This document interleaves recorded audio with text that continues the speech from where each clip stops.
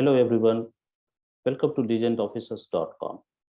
Today we are going to start a new series, Close and Candid, in which we will introduce you to some of the topmost bureaucrats of India and try to engage them in a conversation to understand that what makes them take a particular decision, which are driving them to reach to the newer heights.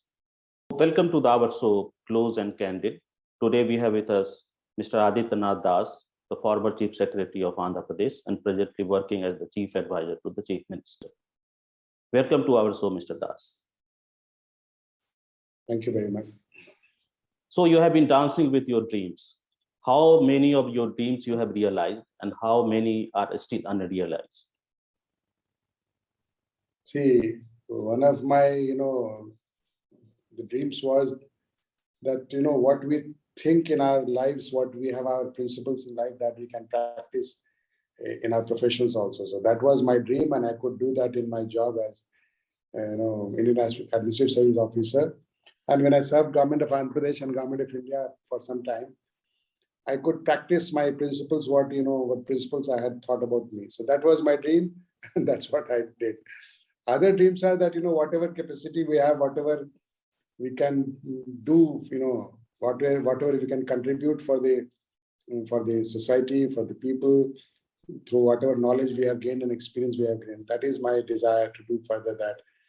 A lot of things needs to be done, and I think each one of us must contribute in that. That's what is my principle. So these dreams, our childhood has a role to play in our dreams, that how we shape up as an individual. And can you tell us about your childhood, that how your journey has been? I'll tell you honestly, I was, I really was very keen to become I have a lot of love and, a lot of fascination for mountains and forests and all that. So I wanted to become a forest officer. And I did fill up in the Indian Forest Service form also, but unfortunately I could not write because I fell sick around the same time. And then I was doing my graduation from Banaras University in science, and that took a lot of time for me to graduate from there because of the kind of political activities and student unrest and other things happening in that university. So I shifted over to Gujarat and JNU. When I came to JNU, then many of my colleagues and classmates were writing civil services. So I also attempted, and I got into IAS. So then I left IFS and got into IAS. So it's forest, not by direct choice, but yes. Yes. So a good forest officer was lost, and a good administrative officers we got. Can you tell me, because throughout your journey, what are some of the cherished moments you have as an administrative officer you have felt that this is something for which I would remember in future and which has really contributed to the betterment of the society? See, very beginning of my career, I was posted as sub-divisional magistrate at a place called Vijayawada in Andhra Pradesh, and I remember one incident which was very vivid. And this incident you have asked me, so I'm telling you, and I keep telling whenever I meet my junior colleagues, I tell them also. See, basically, government is rule bound and very, very red tape and all that. We are infamous for that, and we are infamous for that. But our that experience, I'll tell you. I'll just shortly in very 2 minutes. I'll tell you that there's a cyclone was the cyclone had hit district of Krishna in Andhra Pradesh, and my place was also hit. And we are all busy with cyclone relief and all that. One lady, old lady, came to me saying that her husband had died some 20, 30 years back as a railway school teacher, and her husband's pension was not settled. I said, why? She said, because her death certificate is not given.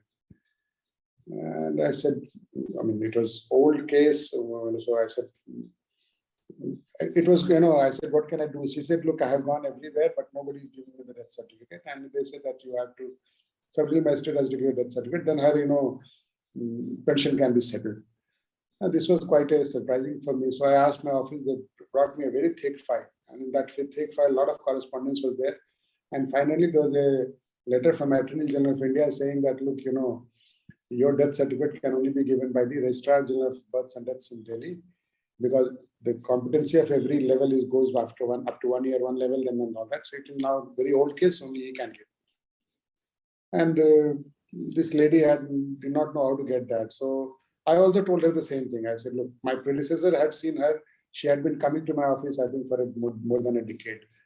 So everybody had given her the same reply that, look, this cannot be done at this level. I don't have the competency. And rightly so. They didn't have the competency as per the rules also. So, and this lady literally collapsed in my office. I told my people, please, so then she said, look, I have only one daughter and my son-in-law has thrown me out of the house because she said that you are of no use to us. So I called my people, I said, take her to her house and see that, she's not thrown out of her house. And that's it. I did that at that point of time. In the night, I called my office people. I said, what happens if I give her a death certificate? They said, you are not competent. I said, doesn't matter. I'll give her a death certificate. Let her do whatever she, can do with that. I said, I'll be violating a law. So next morning, I had made the death certificate ready. I gave it to her. And the matter closed. And after that, I was busy with the cyclone relief and all. I completely forgot about the whole thing. After a couple of years back, I got out of the place. I came back on some other job. I came back to the same city. So one lady walked into my office in a very, old lady with, in a very good attire and all that. And she said she had brought a sweet packet for me. So I asked her, she said, you don't recognize me? I said, no, Ma, I don't recognize you. She said, I'm the same person, that day I came to you and all that. And, you gave me the certificate next day. And she said, I got my husband's pension with arrears and interest. So that I gave to my daughter and son-in-law and back in my house. So I keep telling this to everybody that, for there is every rule, there is a person also. So we have to look at from that point of view. So this is one incident I thought I'll share on this interview. So rule is we don't hang people through a rule. We try to help a person through a rule. That's what that reminds me that P.N. Bhagwati once said that laws are to be interpreted in the context of the time and the situation. One should not be the slave of the rules, but law must be interpreted in accordance of the need. Apart from that, how the governance has evolved in the last 3 decades, because a lot of things have changed, decentralization has taken place. And in your opinion, being a bureaucrat, how one has to change himself or herself in accordance of the changing time? See, the technology has changed in the last 3 decades. The communications have become faster. You get information in easy feed. In a second, immediately it comes to you through various methods, it comes to you. Now, our response time also has to become, quicker because the patience levels are thinning down. People feel that information has reached the right person or maybe the topmost person, why things are not happening. So we'll have to adapt to that. We can't find fault with the people that, we'll have to adapt our system so that delivery systems become faster. The grievance redressal is quicker. And one thing which I observed is that even if you don't redress a grievance, meeting a person is very important. What I feel that one of the things which is failing of our system is that we are unable to meet people who come to meet us. We are either busy with our meetings or we are doing something or we're on tour or whatever. I'm not saying that people are wasting time, but somehow that face-to-face meeting has gone less. And, even if you meet a person, you register somebody's face, and when the issue comes to you, you have a view on that. When you have a person in the mind, and maybe you have a more humane and more down-to-earth view. So that is one thing we must understand. The rest of the things, systems, some places systems work. I always used to think that, in some of the better governed states, if a paper is thrown into an office, at least it will come back with some response.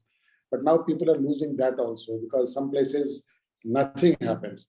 And this is very exasperating. From the citizens' point of view, we must, we feel that the government is alien, very somewhere up in the sky, accessibility is less, and unless you know somebody, nothing will happen. Now that must go away. I mean, we must all endeavor, all officers who are there, we must endeavor that people feel that government is there, they are there to take care of things. And it's not that you should know always somebody to get things done. Things will also happen in a proper and automatic manner without you knowing somebody. So these are the things I think. It brings me to the another question, that institutionalization of the leadership. What is happening that if a certain individual is there in the same situation, you have a different kind of response.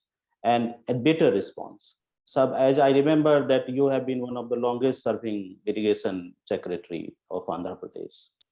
And the reason being you being there because you were delivering. But what happens once a person leave, an individual leave that office and someone else join that office, the whole system, the whole way of working changes, and it disrupts the whole motion and the whole, speed delivering of the, infrastructure project or any other thing. So in that sense, what can be done to institutionalize that leadership within that bureaucratic system so that the, even the individual becomes irrelevant and it's the system which starts working? See, the government is to take decisions. We are all there to take decisions. We are not only to implement things, but all implementation requires decision making. We are part of a decision making process, and the decision making process, through a constitutional mechanism, comes to the executive, and through executive it comes to in the bureaucracy also.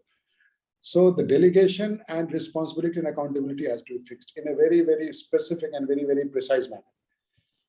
If that is done, then you can hold a person accountable for the delay and for indecisiveness or for just tossing the people, passing the buck around. So this has to be done. Only then you can institutionalize the leadership. Leadership will come if a decision is taken.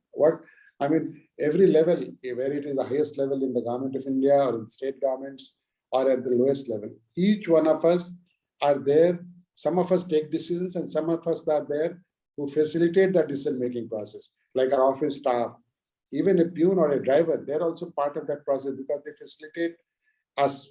They give us that comfort so that I'm able to take a decision. My whole existence in this system is to take a call.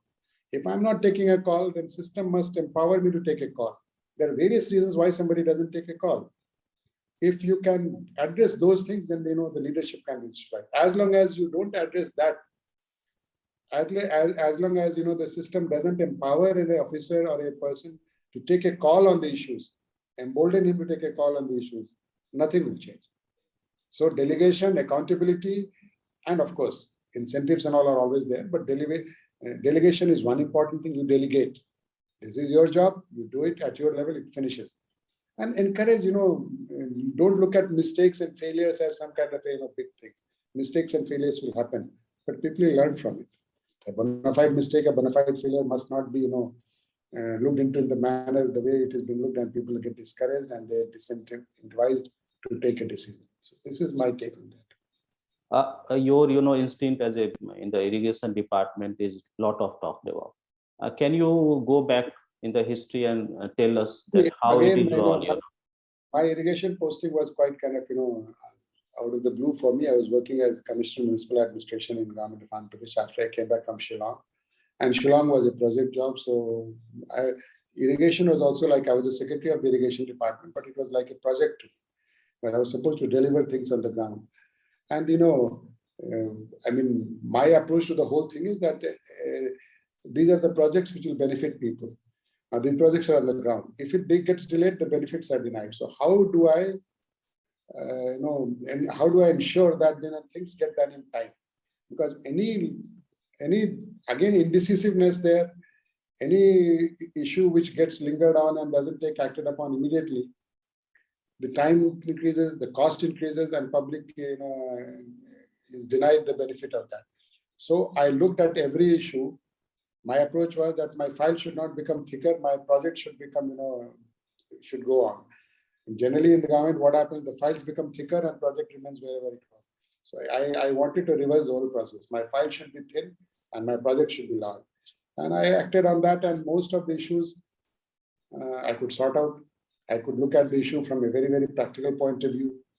And my approach was that most of the work, all the works are done by the agencies or contractors. The government invites them to do a job. They are not somebody who is there to steal the government's money. We invited them, we selected them, and we gave them a job. If they're not good enough, get rid of them in the first day itself. There's no need to, stay with that agency for a longer period, because the more you stay with them, your work will never get done and you will get into all kinds of things. So having invited them, you can smell them that what kind of agency that is. That's a good agency, encourage them to do the job. If they're a bad agency, get rid of them on the very first instance. I adopted that principle, and most of the jobs I took in, as irrigation secretary, I could complete. The projects were completed, delivered. So that was my approach. I looked at it from the point of view of it has to be done. If I don't take a decision, how do I expect my successor to take a decision? If I am unable to take a decision has to be taken. An issue has arisen. A solution has to be found out and facilitate him to work. And if he is a bad contractor, get rid of him. If he is a good contractor, encourage him. 5 rupees extra will not matter if the project is delivered in time. But the same thing delivered, because I have seen, my experience is that end of the day, no agency loses money. They somehow take the money out of the government. The government loses the projects. I reverse that. So while you were speaking, I can feel that somehow JNU was resonating through your whole thing. So how it has shaped your approach? If you go back to the time and talk about JNU taught me one thing, that we are all equal. There is no hierarchy. JNU is one place where there is no hierarchy. You may come from any background, you may be anything, you may be from the best of the college in the country or from the rural background, doesn't matter. Everybody will treat you with a lot of respect and equal, So and that's what in the governance also, it's all team. It's not any individual. You're talking about leadership. Leadership is not only of the individual, leadership is of the whole office.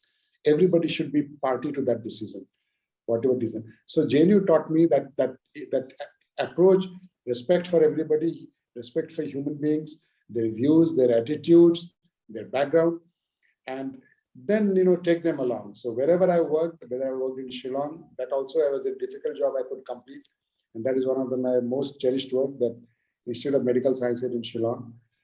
I went twice there. No bureaucrat goes to Northeast who doesn't belong to Northeast twice. Yeah, you are right. Yeah, I went twice there. First time I went and started 2 departments, and it was a almost different project. Revived it, started cardio and gastro, and then I came back to do my district administration job as a collector. And then when again there was works got stopped and there was a lot of issues, somebody called me up and he said, "Would you go back and do it again?" I said, "I'll go back and do it again." I went back again and they completed it.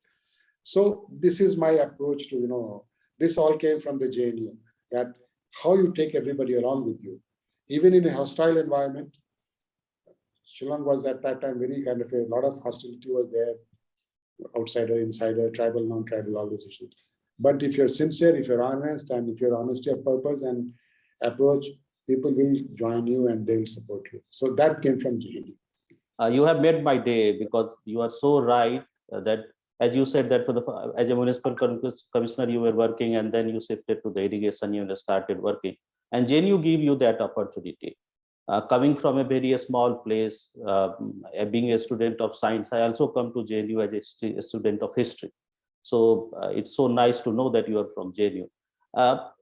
But looking at the kind of the taxing schedule you people are having, how true and how honest and how much you have been able to give to your family? Yeah, that is one aspect. 2 things I promised to myself. I will never carry work home. So I never carried work home. And whenever I had time, I spent with my family and my friends.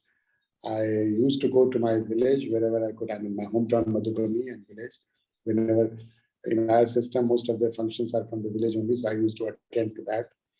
And of course, when I came back from Shillong to Hyderabad again, that was those days were quite busy days. I had a lot of work that point of time. So sometimes, it will get delayed. So there was I could not give as much time I should have given, but that was, that was kind of a thing, lapse on my part, I can say.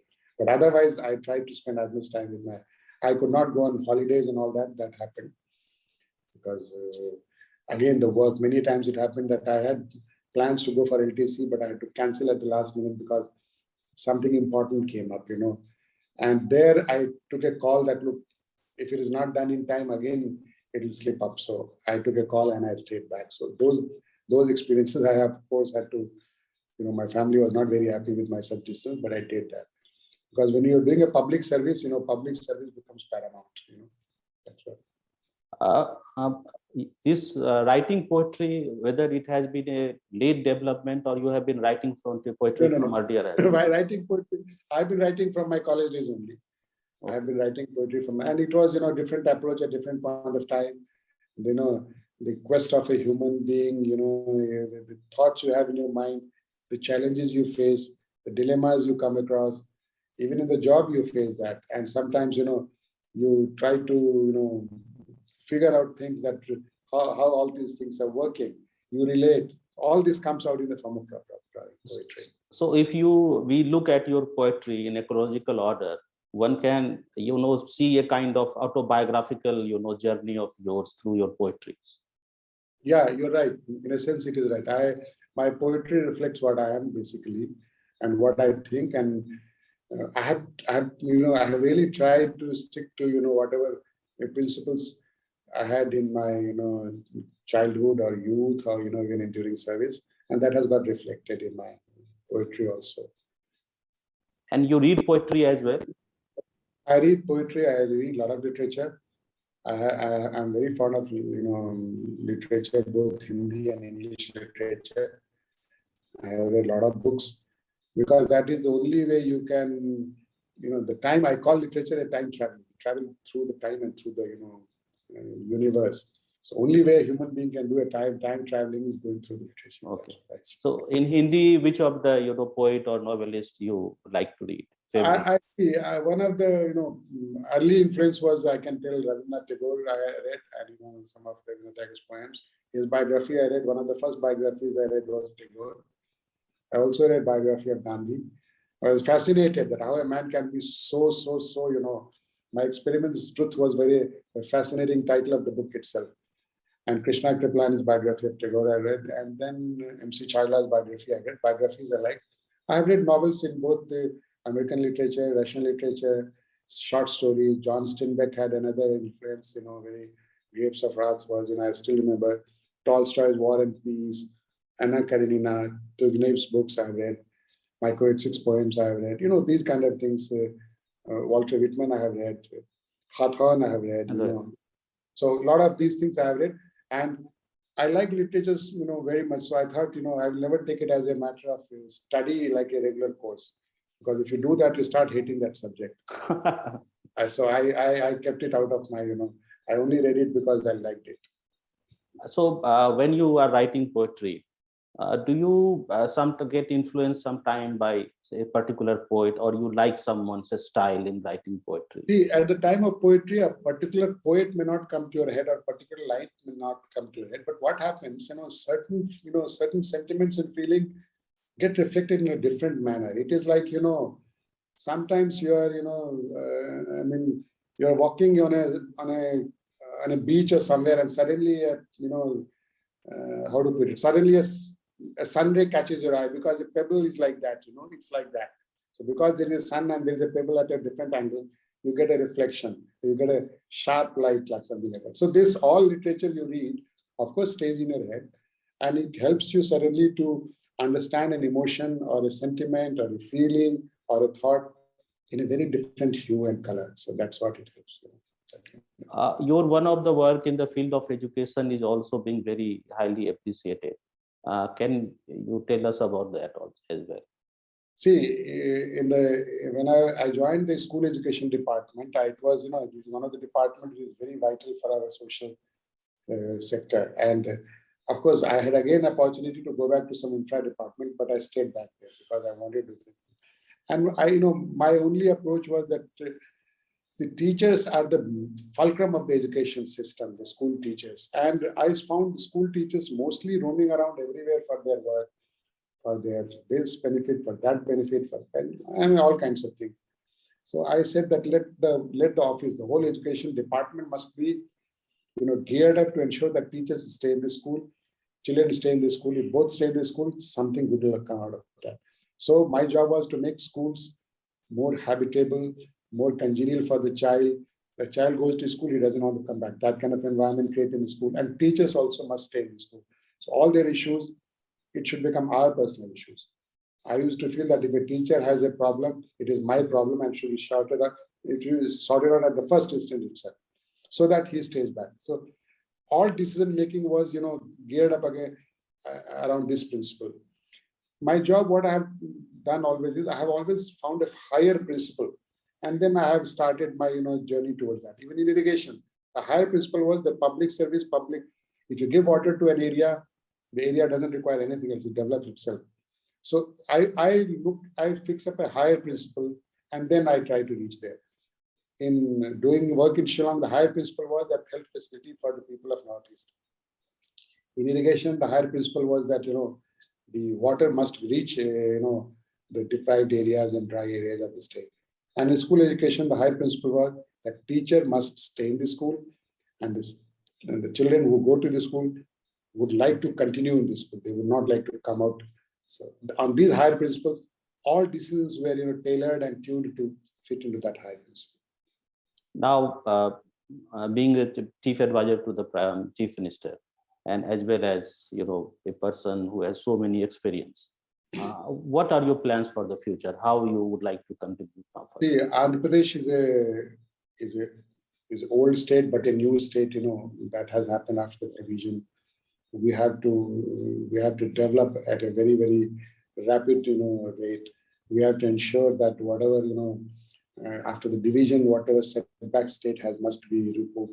So it requires a lot of investment in the state. A lot of industries must come. Simultaneously, the welfare activities also must go around, and the impetus given by the present government on social sector, on the welfare, on the health and education, which is very important, but also it should also be complemented with the industrial and investment. So my job is to ensure that issues with the government of India, where the state has to get its legitimate share of revenue or legitimate decision-making process in favor of the state issues done faster. We have to also ensure that the investment and from industrial environment in the state is congenial to the people come from outside and invest in the state, so that employment opportunities go there. So overall, my approach is to put our state, showcase it as a good destination for investment, a place where the general public is happy, they are contented, and they appreciate the administrative structure of the government and approach of the government. So this is to do that for the state. I have been given this job in Delhi. And for the new bureaucrats who have just joined, what would be your suggestion? How they should go forward? How should they work? See, two things my suggestion to would be: one is that it's a public service, and public service, public interest is paramount. Any decision you take, ensure that public interest is not compromised. That is one thing. Corollary to that is take a decision. If you don't take a decision, you'll have stress. Indecisiveness is the biggest reason for stress among bureaucrats and officers and everybody in civil service. Take a call, take a decision. And when you take a decision, ensure that public interest is paramount. It doesn't, get compromised. If these two things you do, I think public service will be done. That's what, And when now we are coming to the end of the interview, I would like to, share with us one of your favorite points written by you. One of my favorite poems written by me.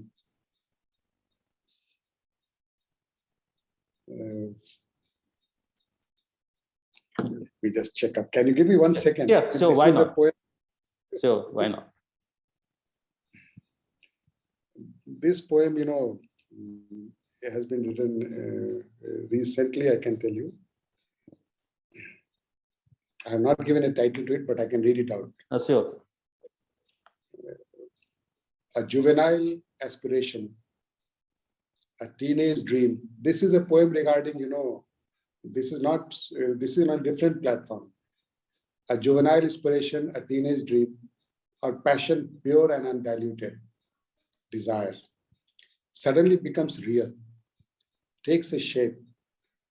Whether it is a miasma or a passing phase, it's tangible, that can be felt and touched, or it is just mist thinning into air. I don't know, neither I understand, nor I want to know. Why the next breath I take, I don't know. For once it is good to be mortal or destructible. For the ecstasy of impossible love will live till that last moment. And beyond that, No one knows, no one cares. It is for 1 second you fall in love so madly. For what reason you do not know, but that's it. That's what it is. That's it. So let the passion for the public service keep driving you further and further and bring much more laurels on your way. Thank you, Thank you Mr. very Das. Thank you, Mr. Das. Thank you. Thank you.